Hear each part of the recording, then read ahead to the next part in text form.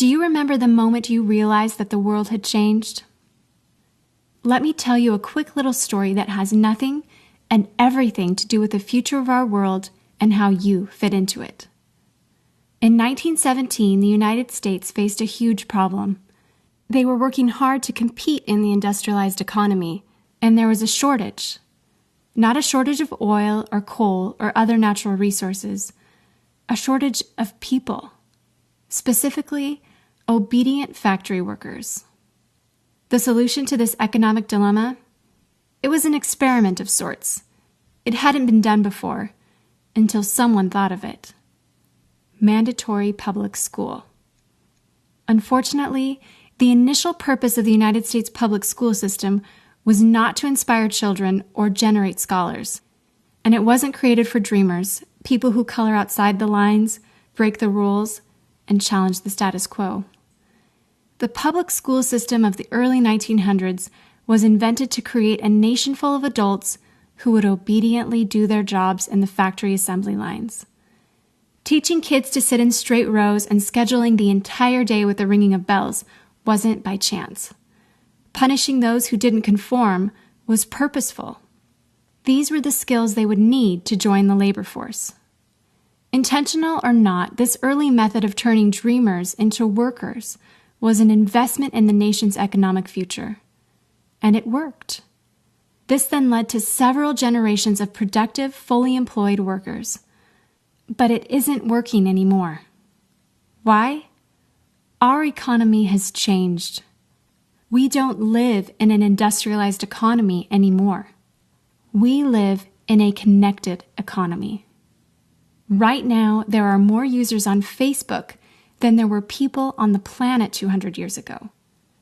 Technology has made it possible for us to connect with people, ideas, and information from anywhere in the world instantaneously. And as a result, our economies have expanded from localized towns and communities to the entire world. We have globalized trade in nearly every way. In the past, the obedient, do-what-you're-told without question people were rewarded for working hard and putting their dreams aside in order to toe the line. They were given well-paying jobs that led to long-term careers. They were guaranteed pensions, benefits, and the promise that they would always be taken care of. And they were. But that promise is gone for most of us today. Even if you have a white-collar job, the majority of white-collar workers are still working in a factory. Instead of operating a sewing machine or welding a widget, they now push pencils, type on keyboards, or process paperwork. It's still factory work because the entire focus of the day is spent on increasing productivity, which leaves little room for creativity, spontaneity, or individuality. The educated, hard-working masses are still doing what they're told, but they're no longer getting what they deserve. Even if you do everything you are told to do today, graduate from high school, go to college, get a degree, work hard in whatever job you can find, if you're lucky enough to find one, you're not guaranteed anything. Companies are being forced to change or die right now. Layoffs happen much more often than job openings appear, and the highest paying jobs are disappearing or heading overseas at an alarming rate. If you have a job where your boss tells you exactly what to do, he or she will always find someone cheaper than you to do it. Did you know that the average length of a job today is about 4.5 years? Contrast that to the 1960s when it was 40 years. The connected economy rewards a different group of people. It rewards the people who see things differently, who don't conform, people who have ideas that no one else has, people who are willing to work hard but know that the old way of doing things is broken. The connected economy rewards you not for being a cog in the wheel of life, but for standing up and reaching out. The connected economy rewards the connectors. Whether it's connecting a person to a person, a business to a business to a product, or a product to a person, those who learn how to connect are the ones who will survive and excel in the connected economy. That is how the world has changed. It's not about to change. It already has. Things are different now, and they're not going back to the way they used to be. Look at Facebook. What's their product? It's you. Your network, your information, your ideas, they all have value. Does Facebook pay you for the money they make selling your information to advertisers?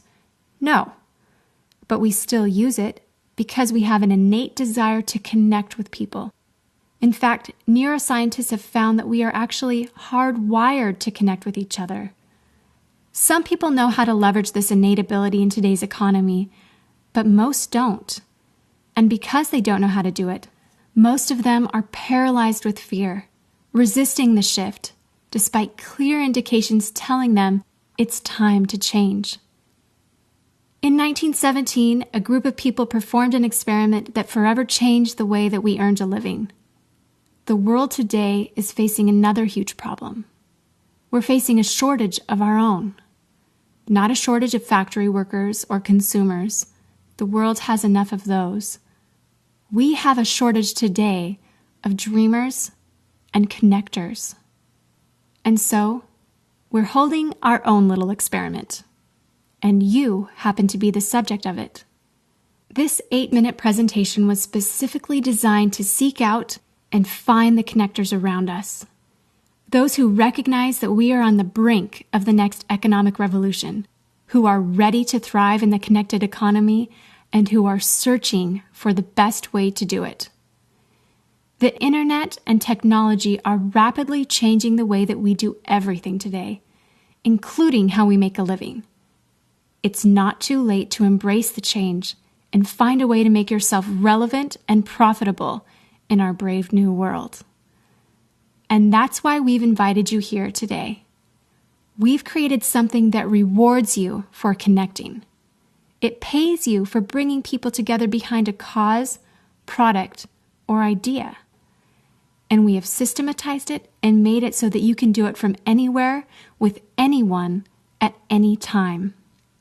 If you are passionate about helping people, if you are passionate about changing lives, if you want to position yourself to be a capitalizing force within the connected revolution instead of just a bystander, let's start now. Do you remember the moment you realized that the world had changed? How about the moment you realized you could change with it? Are you ready for the details?